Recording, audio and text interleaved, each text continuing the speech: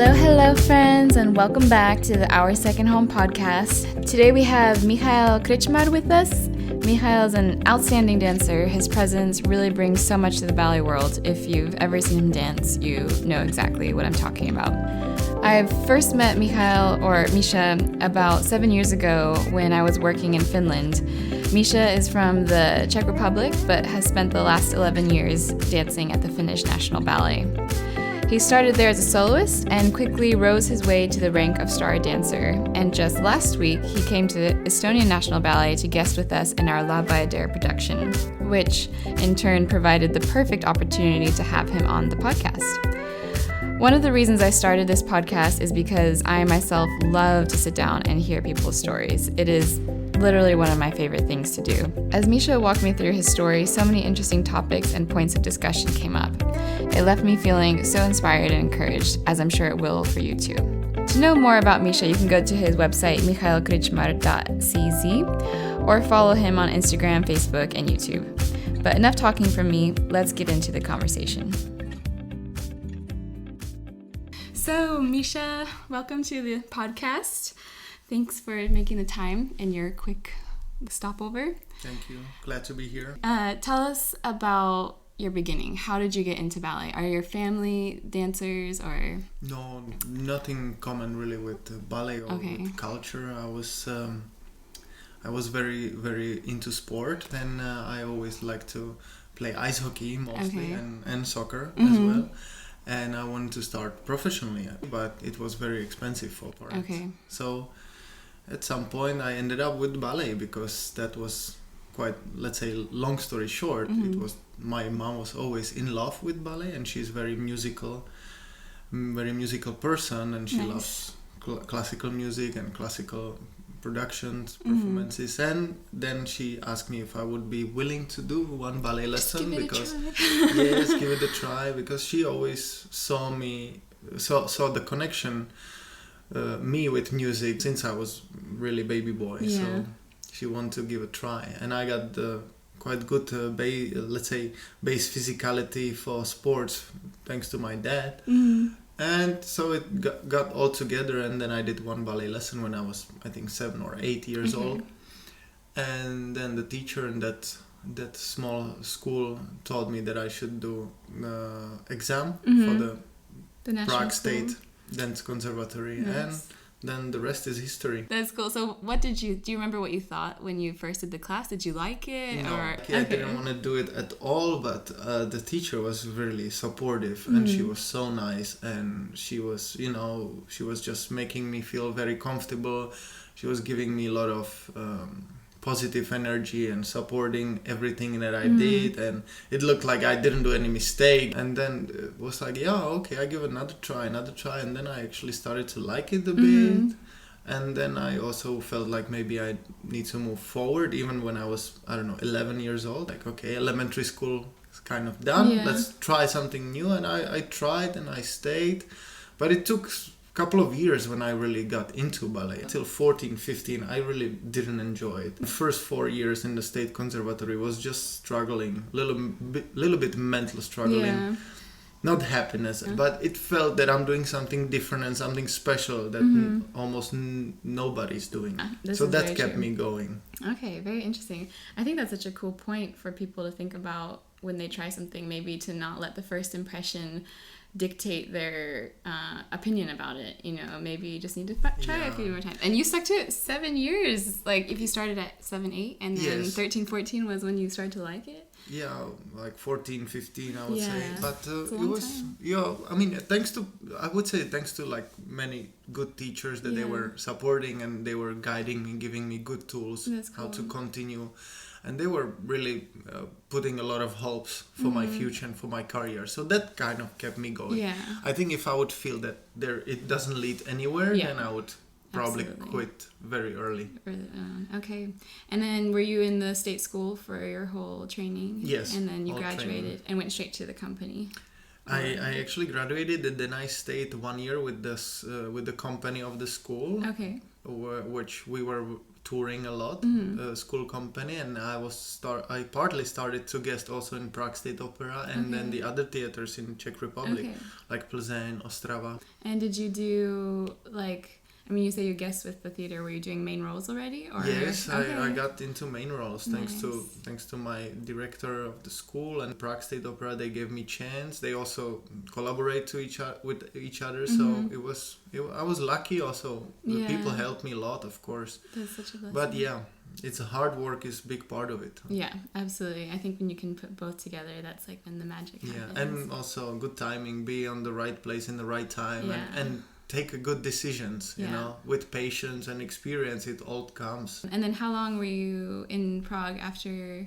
I was 2 years. You were 2 years there? Yes, 2 years. But as I said, the first year mostly touring, you know, using my car a lot, going around, also in Europe, Central Europe, Germany. So you toured you went by your own car with a tour? Or you didn't take a bus? Also many times interesting. also. Yes. That's kind of fun. It gives you more freedom when you're in town. Yes. And I love driving, so I enjoyed, you know. Okay, that's cool. Cool experience. And then did you go straight to Finland after this? No, next year I started permanently with Prague State Opera Ballet, where I was officially soloist dancer. Okay. But I was basically doing only the principal parts. I started to do Albrecht in Giselle, Princess Swan Lake in Cinderella, those performances, and that was giving me a lot of experience in the age of 19 and 20. So. Yeah, that's crazy. That's really incredible. Yeah, in such a big and beautiful theater like Prague State Opera to do those performances. I think I remember that the season 2010-2011 we had about 30 Swan Lakes. Wow. And I did 20 of them as a prince in one season. So that's crazy. That was a lot. I mean, I'm not saying it's healthy, but I feel like we have a tour coming up next year to Ireland, and we're supposed to do 7 Swan Lakes in 5 days, and everyone's like losing their minds, but I'm kind of like, I think we can do it. Like, I think we're strong enough to do it. We just got to push a little bit. Like, I think the body is so capable of more, you know, and I think it is a way you grow when you push past your comfortable zone, you know. Yeah, the way of training is very important, to not put too much stress in your head. Then it projects into physical body, physicality immediately, and then when, you know, the happiness, the mental happiness, it projects on the health of the ballet dancer. Very true. So I feel like if we go into this already with this like, it's gonna be bad. No, it has to be done always like step by step, act by act, variations after variations. Yeah. Not take one show at a time. Yes. Yeah. To not take it like, okay, it's 7 shows in 5 days. Yeah. When you think of it like a one package, it feels impossible. But then when you wake up that day of the first show, so you feel like maybe this day I don't feel like, okay, I do half bar, and then after fondue I leave. You know, so I feel ready, and you know, then you do step by step every show different way. That's the way how to, you know, survive those heavy. And I've been on these situations doing donkey runs, you know, like 3-4 donkeys as a Basilio in 1 week, you know. Those are heavy shows. They're hard. They're really hard. But yeah, like you said, learning to listen to your body, I guess, and learn how to monitor it and manage it, you know, and not getting overwhelmed by I remember a couple of years ago when I was here in Tallinn guesting in Estonian National Ballet. I was doing Bayadere, and it was about April. And I remember that I had the last show of Bayadere, and next day I was traveling back to Finland, and next day I had planned surgery of my ankle. So I was really going until the last moment. I had to change even like a little bit of the choreography because I was in really a lot of pain, but I was waiting for that surgery and it had to be done. So I maintained the way so I could be still doing that show, even that there had to be some changes done. And I did it, and then straight after show I basically went to surgery, and then with a couple of weeks with crutches. Wow, that's crazy. Really crazy. How did you manage being so young and then all this pressure being put on you as principals? Or did you even see it as pressure, you know, or was it more just like you're living your dream? Yeah, it's I think it's much easier when you're younger to take the pressure. And I mean, it's the personality, you know. Many people, they will take it very hard on themselves, and then actually it you can see it on the results. Yeah. When we are not. Our job is nothing like we're the lives are depending on it. You know, it's the responsibility is to just make people feel comfortable and happy in the audience. That's our responsibility.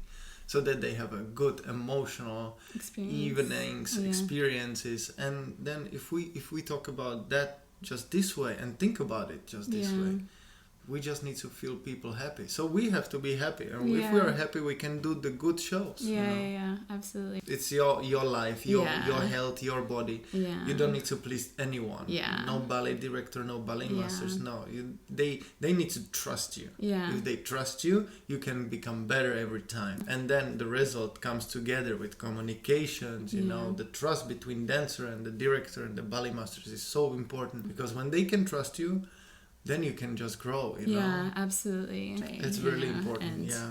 It's we are bringing joy to people, and so we have to have that joy inside of us. Yeah, absolutely. It's really cool.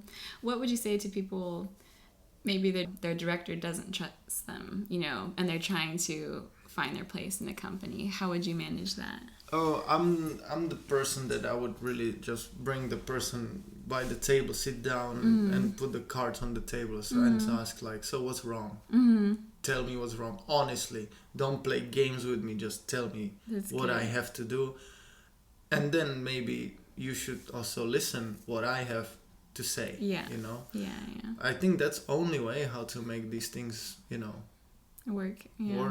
I think so too. I've talked to a lot of dancers. They're complaining about something and like, just talk to the boss. Like, he won't get mad at. Well, some do maybe, but like then, in places I've worked, like they won't get mad at you. Just talk to them.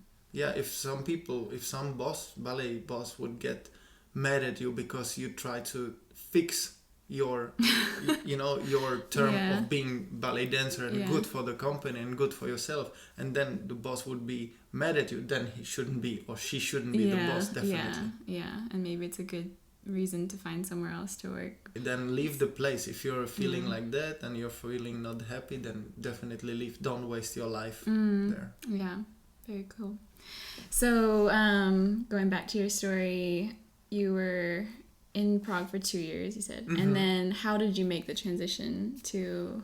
Oh, there were a lot of aspects at that time. There were like the former director, Kenneth Greve, who was in Finland, was working with the Czech National Ballet, making Swan Lake.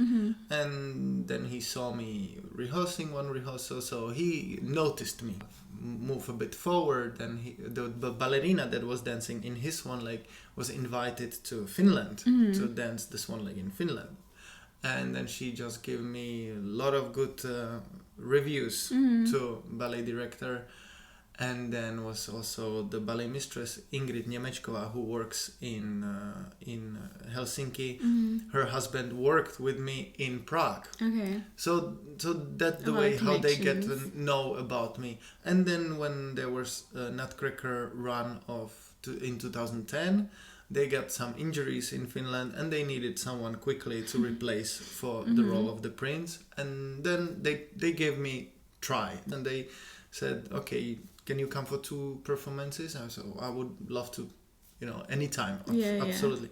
So then it was, of course, the communication with the boss in Prague, how we can make it work, and she was really nice, and all the ballet repetitors were supportive to it. So we found some kind of compromise where I could go and also not to be missed in the rep in Prague. So that's awesome. It worked out, and then after the 2 shows, Kenneth immediately proposed me contract. Like from that moment, I said that I don't do those things, that I go back to Prague where I finish my season, and then we can talk about the season after. Okay, that's really cool, keeping those healthy relationships. Absolutely, yes. That's why I also came here after 8 years. Yeah, that's really neat. I think I don't know, I hear so many stories of people kind of trying to sneak around their directors, and I'm like, the ballet world's too small. You can't get away with Absolutely, Don't do it. And I've been many times in this situation also with our I mean, she's actually finishing with Madeleine One, who's just finishing as a ballet director. And then she let me go many times for gigs and galas, guesting, yes. But there were also times that she just didn't let me go. Even that from my point of view, it was risky, of course. It's always risky, if you miss if you miss plane or... It's always risky, but we were in much more worse situation when I was even in the house, and we did shows that they were like 3 swan lakes in 2 days, only between 2 couples, and I was in the house. But there were situations that I could be basically traveling in the early morning and being in the house like 12 1 o'clock and be ready in time for the show. And then she didn't let me go because she just was worried. So, and then if maybe some dancers, they would just go, but I don't believe those things. I just don't like to stab people in the back this way.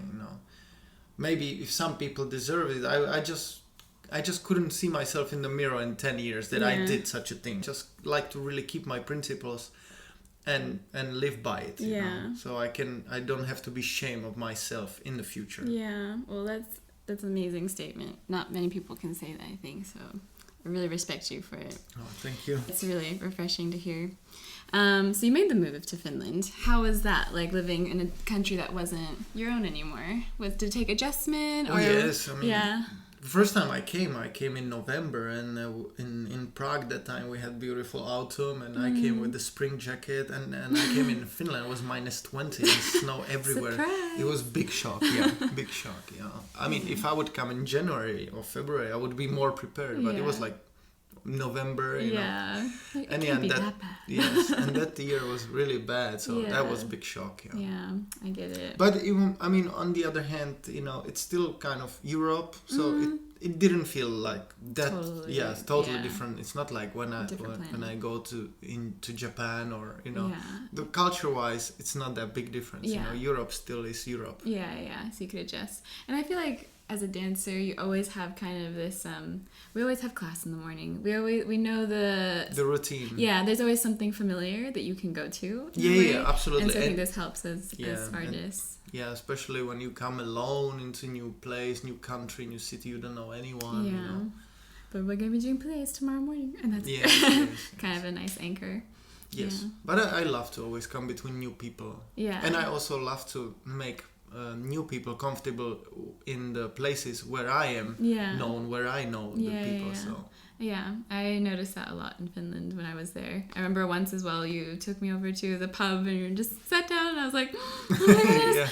I was like, it was hilarious because I was such a baby then too, and I was like, I like always to come to people and say, hi, I'm Michal, welcome to the company. Because I know how it is. I many times go into places where I'm only one, into some company where I never been before, and then I don't know anyone, and I'm always so thankful when 2-3 people come to me, hi, welcome to company, my name is blah blah blah, and absolutely it makes me feel much more comfortable. I had Xander Parrish on the podcast too, and he was saying the same thing, that like when he was in Royal, the principal dancers had this talk with the young dancers when he just joined, that they just put them in their place. They put the younger dancers in their place. And he said, and he said, never will I do this. And so he's also like, when new people come, I just want to introduce myself, make them feel welcome. And absolutely. I think it's great.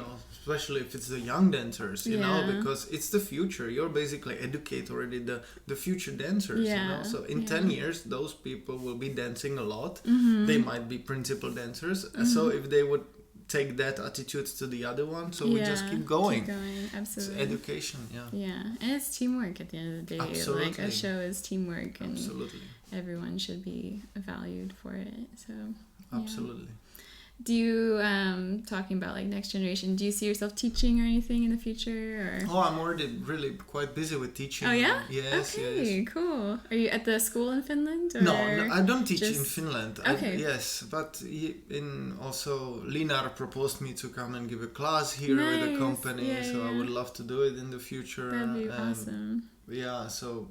I'm teaching in Czech when I got there. I'm teaching in Italy and Cool. So you like it? Yeah. But in company, I'm actually officially ballet master of a youth company in Finland. But nice. I never got a chance to do anything. Is the youth company doing much? Like when I was there, we did more with the company than we did as a youth company. We only had one show, so. Yeah, I mean, it's like youth companies basically, it's quarter ballet of the company, and plus they work extra hours in the evenings sometimes, time to time. But at least we got paid. Here, if you're an apprentice, you don't get paid. So that's really bad. It's really hard. The salary is good there for youth company, but it's it's different because you're not really like employed by state, so you don't actually even get pension. You don't have the same rights. Yes, exactly. So you've been in Finland how long now? I just finished my 11th season. 11th season, wow. So it's definitely home, no? Yeah, it is home, Yeah, it is home. Yeah, I have family, wife, daughter.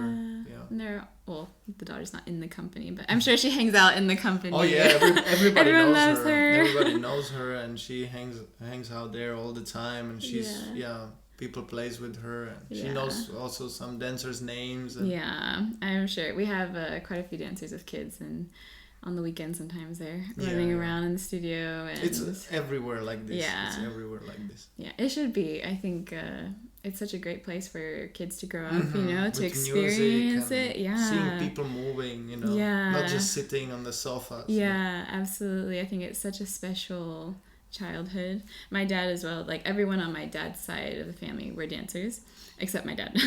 But he still remembers being backstage and this beautiful appreciation for art. And I would train in another city back home, and he would just come and watch for so many, and I'm like, you don't get bored?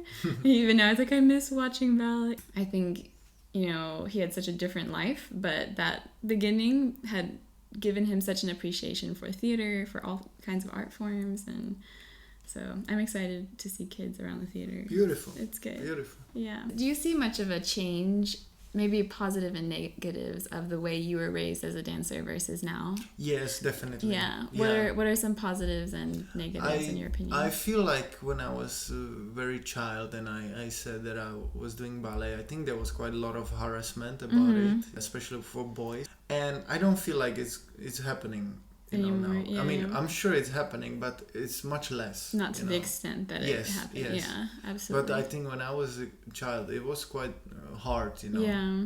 I always thought guys had to, like, boys in ballet, it showed that they have a very strong will, because I was like, I can only imagine what your friends at school say, Yeah, I took it like test, always. I always, when somebody was like this to me, it was test, and I was like, I'm better than you. I'm gonna prove it to myself that I'm better than you, not to you, but I'm gonna prove it to myself. That's really good. And what about some negatives? Do you see there's anything like? No, the negativity of this is like it seems in the eyes of the public is that our profession is a little bit dying, and that is really wrong, because our profession is something that actually keeps the riches of the nations and the culture to keep growing, keep going. I think it's really important to look up to history and keep these jewels of our art that we are doing, keep it going. And I think that many times, even me, I see it as a parent now, that it is really not, if I may say, like, not popular or not how to say, everybody wants to have at home lawyers, doctors, scientists, or someone who is but to be parent nowadays and say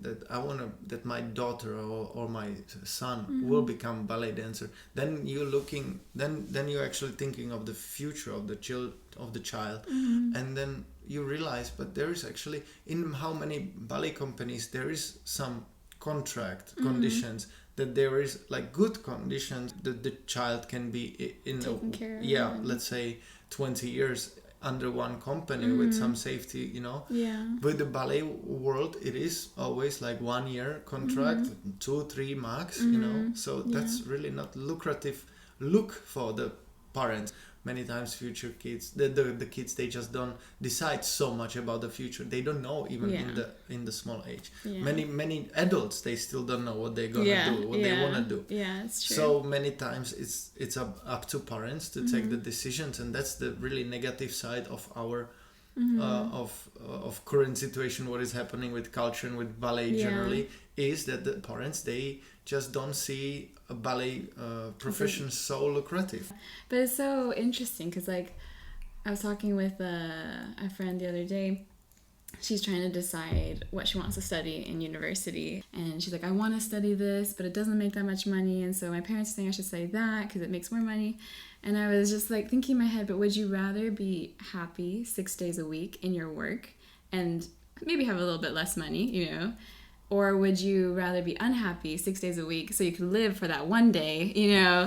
And I was like, I don't think it's worth it, you know, to be miserable 6 days a week so you can have one day of freedom, you know? And but in Finland, for example, that many people, even ballet dancers, they start to see it, unfortunately, this way. You know, they start to think more about this way, and I don't blame them. You know, the government and even now the situation with Ukraine really doesn't help our cause. So I don't blame the parents at all. I absolutely understand, myself parent too, but there is someone who, you know, needs to some time to time say, guys, it's just not that bad decision to take your child to ballet, you know. I think that was a really big stumbling block for parents in Cyprus because they didn't even understand what a ballet company was. Like, we don't have one, and they've never gone to see a huge production. You know, it was so alien to them that they couldn't even comprehend their child being paid to do something that they don't understand. And many times people are surprised you are getting paid. Exactly. That's sometimes shocking. Like, actors get paid, singers get paid, we get paid. And I remember going back after working for a few years, and well, it was a shame because one of the girls in my school, I think she could have been amazing, like incredible dancer. There are always also many in my classroom, and they quit just too early, but they could have been. But you know, many times it's body perfectly done, but it's not in the head. But for her, it was the parents that said, no, don't do this. Very sad. That's very sad. I remember her asking me once, do you think I could have made it? And I was like, yeah, I think you could have. Oh, you and know? she had the heart. She had the heart for it. She was, her mom said she was dancing upstairs in her room all the time, you know, like. That's very sad. And she's doing well in life now. You know, I remember thinking her parents are well off. She gets straight A's. If ballet doesn't work out for some reason, she has the perfect situation to go back to. Just let her try.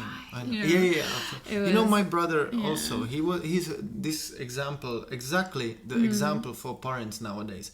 He decided he wants to do ballet in very young age, like me, when he was 7. But he decided because I was doing a ballet, and he's 7 years younger than me. And, you know, in that age, I didn't want to do it. So, you know, and then I found my passion and heart for the ballet much later. But he wanted to do ballet because I was doing the ballet. And it seemed like in the beginning that he likes it, that he enjoys it. And then he made out the school, and he was in the company. He was professional ballet dancer for, I don't know, 2-3 years. And he was happy. He was kind of good. But that at some point when he was 22 or 23, he realized this life is not for me, and now I'm still young enough to quit and start something new. He was too afraid of the performances days, you know. It was too much pressure, too stressful, you know. I said, and then he was always asking me how you can do it. I said, when the curtain opened, it feels like I am born to do this. You know, it feels like it's the right moment. There is no better place to be for me when the curtain opens in front of the full audience and the conductor starts to play. That's like I've been made to do this. And if you don't feel like that, it's better to not do it. And then he was like, yeah, I feel like this more and more. And then I said, maybe it's for you, it's time to stop. And then he said, maybe I will give it a try one more year. I said, if you feel like that already for some time now, it won't get better, you know, especially in this age. So don't waste another extra year of, you know, of your life when you could actually do something different. Now it's been a couple of years past, and then he said, like, I met him recently in Easter, and he said, thank you for that talk we had, because I was quite decided, but it felt like I need to have the little kick, and you gave me that kick to change the idea, and then now I'm happy, and it worked out well for him. Yeah, that's really good. I was just talking today with some girls how ballet is kind of like, it is a short career to a degree, and you get the best of both worlds because you get to dance and perform, but you have when you retire, you have a whole life ahead of you still, like, you know. And we were just talking about one dancer became like some sort of scientist with neurology, and wow. Yeah, and I was like, wow, after being a ballerina, like, that's so interesting. Yeah. Because you can go to university, you can go do these things, and you can become the doctor and lawyer that, you know, maybe your parents dreamed about or something. But yeah, I agree with you. I think it's something that needs to change. Yeah, I mean, if there is a will, there is, like, anything is possible. Yeah. For example, my friend who we were dancing as a colleague, he was principal dancer in Finland, husband of my partner Sala Eerola and her husband Jaakko. He retired in age of 36, if I'm not wrong, and he danced literally entire repertoire that was in Finland for many years, and he was very good, fantastic dancer. And then in age of 36, for men, it's like you're still kind of in good years, but he said it's time to stop. And then he went to school, and he was studying 7 years or 5-7 years to become a dentist. Wow. And now he's a really successful dentist in Helsinki. There you go. You know? Yeah, it's really crazy. You can have both in a way, you know, just at different times. And ballet has to come first. But I just cannot imagine myself to go back into school like this way. Me neither. Yeah. Since I was young, I'm like, I need to be doing stuff. I need to, like, writing is as close to a sit-down job that I can do. But I've noticed now, even with writing for the blog, I can only do it after I've been active for a big part of the day. Like, I understand. Spending a lot of time sitting, I'm just like, I need to dance, I need to move, I need to do something, I need to gym or whatever, but I need to be out, you know, interacting. And how about this season? What's it been like for you? I mean, after these 2 years with struggling with COVID, it was really nice to come back. We started with Sleeping Beauty in Finland, and then we had incredible cooperation with the guys from Australia. We had choreographer Lucas Gervies and his assistant, former director David McAllister. He was 20 years in Australian ballet as a director. And then we had Nigel Poulton for production of Spartacus. Nice. And that was such a highlight of the season. Yeah. Really my best thing I've done this season. Cool. I was really so happy to work with those guys. And we got trained with Nigel to do wrestling and fighting for Spartacus. Wow, that's so awesome. Yes. He was, for example, doing the stunts and fights for Pirates of Caribbean movie. No way. Yeah, he's really famous. Wow, so, that's awesome. I just watched those recently. Nice. I love it too. Yeah. I love Johnny Depp too. Yeah. he was really, like, it was cool to work and do the wrestling choreography, and then he was, so what do you want to do, Misha? Here I was like, maybe I can grab the guy here, and then he was like, all right, I like it, let's do it. And you know, it was really nice cooperation. That's really fun. Yeah, and the production was beautiful, fantastic. People loved it. And it was the first production that we opened, I think, 1st of October for full house after COVID. Such a good feeling. Yeah, it was incredible. And the Khachaturian music, you know, so powerful. Yeah. Like the liberation of the slaves and, you know, the freedom feeling. It was so, like, symbolic after this COVID. So that Spartacus by Lucas was incredible. Are you guys gonna be doing it next season, or not next season? But I really believe that after such a success, they just cannot throw it away. I really believe that it will come soon, in a couple of years. You know, it should not be gone for long. Yeah, that was really beautiful. You know, I mean, season was, of course, many productions, classical contemporary. I think I didn't do any contemporary this year. But yeah, I got it was, one thing was beautiful. I was with Roberto Bolle and friends in Arabic Emirates. Yeah, I think I saw. And yeah, we had like one show in Abu Dhabi in the Emirates Palace, was beautiful. And then in Dubai Expo, that was big. That was beautiful. In Dubai Expo it was actually named Dubai Expo 2020, but it was happening now because of yes, COVID, exactly. And that was beautiful. We made also a big statement, even that Dubai Expo didn't really agree with us for Ukraine. We did, that's good. in the end of the gala, it was beautiful between all these artists, amazing dancers. Yeah. So. Oh yeah, you danced, or Bio was there too. Bianca. Yes. Yeah. I'm good friends with her too.